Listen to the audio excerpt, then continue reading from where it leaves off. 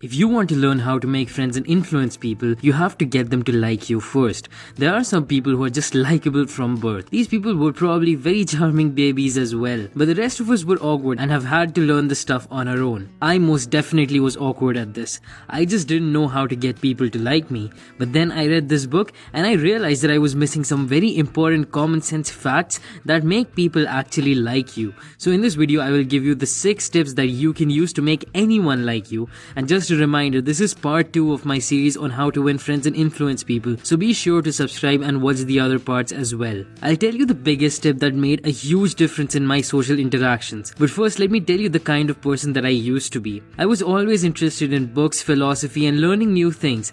This has always been a passion for me. So whenever I would meet someone new, I would try to steer the conversation toward these topics. Now here's my thought process for doing that. If I'm going to be talking to someone for a while, then I might as well talk to them about something I like. What is the point of talking about mundane stuff like the weather when I don't really care about it? But you see, that is a very selfish point of view. And I realized this in a particular conversation that I was having with another stranger. I was talking to a guy in a party and he kept talking about his passion for music, and he kept going on and on about chord progressions and different musical instruments, etc. But I just wasn't interested in any of that. So while the guy was a professional musician and knew a lot about music, I just didn't like him because he was only talking about the things that he himself liked. And then I realized this was exactly what I was doing to other people. I was always talking about the things that I liked, and they must have not liked that at all. So then I started asking this guy questions about music. I asked him how he got interested in music, if his parents played an instrument, etc. And after the conversation was over, the guy said that he thought that I was one of the most interesting people that he had met. But guess what? I had told him basically nothing about myself.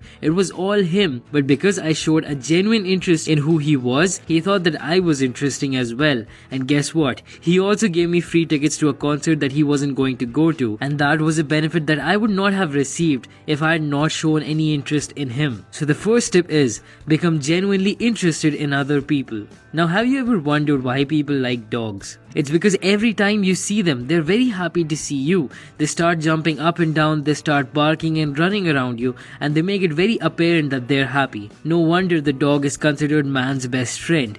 Now don't worry, I'm not going to tell you to start acting like a dog every time you meet someone. That would just be creepy. However, you can make sure that you look happy to meet the other person. If you want other people to have a good time seeing you, then you want to have a good time seeing them. And the easiest way to do this is to just smile. When you look at a little baby and he smiles at you, you can't help but smile back. We humans are just wired that way. Whenever someone smiles at us, we have this urge to smile back at them. Now you might be thinking, well, that's okay, but I just don't want to smile when I see other people. What do I do then? It's simple. Just force yourself to smile. In fact, many studies have shown that acting happy and smiling actually makes you happier. Try it with me right now. Just smile. Another tip I'll give you is that when you see someone you know, don't smile immediately. Wait for a fraction of a second longer and just look at them as if you're trying to recognize who they are, and then smile. This makes them feel like you're smiling just for them and actually makes them feel more special. Of course, don't do this all the time, otherwise it will start to get weird. So the second tip is smile.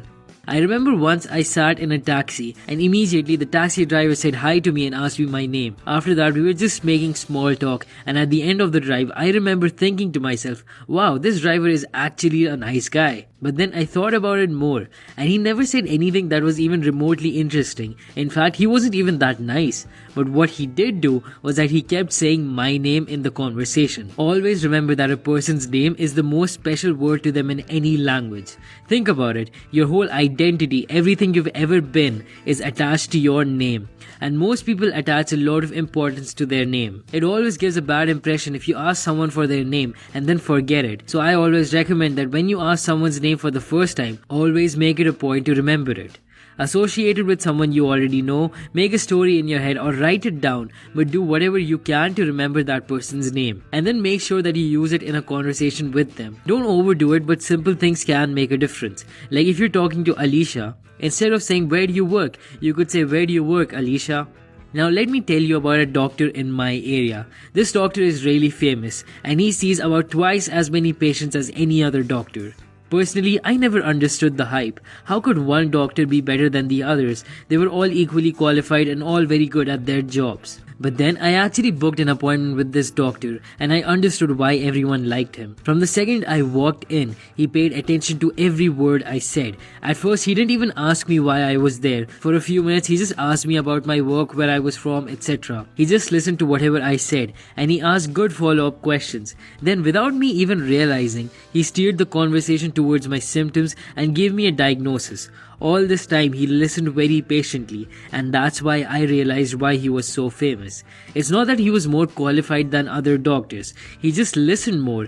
My usual experience with the doctors was very hurried and impersonal. I would walk in, they would ask my symptoms, and before I was done talking they would give me a diagnosis and I was on my way. So the next tip is, if you want to be a good conversationalist, just be a good listener and encourage the other person to talk about themselves.